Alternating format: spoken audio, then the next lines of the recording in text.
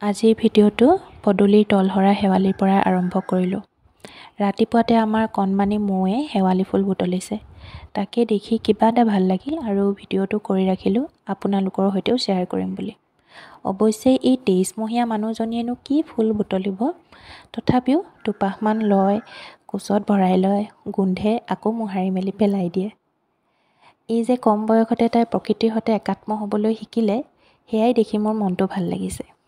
এইফালে আকৌ ককাকে চোতালখন চিকুণাই অকণমান মোহাৰি দিছে, তুলসী ভেটি এটিও ৰুই দিছে। আজি আকৌ কাতি বিহু নহয়, সন্ধিয়ালৈ আমি চাকি জ্বলাম। আজি দিনটোত যে আমাৰ বহুত কাম। মই মোৰ নিজৰ কামখিনি ৰাতিপুৱাই কৰি আজৰি হৈ লওঁ বুলি ভাবিছোঁ। দদায়েকে আকৌ আনিলে মিঠাই কামৰ জেগাৰ পৰা। দিৱালীৰ কাৰণে সিহঁতৰ কামৰ জেগাৰ পৰা এনেকৈ মিঠাই এডভান্স গিফ্ট কৰে। তাকে লৈ আহিলে, আমি গোটেইখিনি একেলগে চাহ খাবলৈ বুলি বহি ল'লোঁ ৰাতিপুৱাতে। আৰু আজিৰ ভিডিঅ'টো ইমানতে শেষ কৰিছোঁ। বিহুৰ ভিডিঅ' বাৰু আপোনালোকলৈ আগবঢ়াম।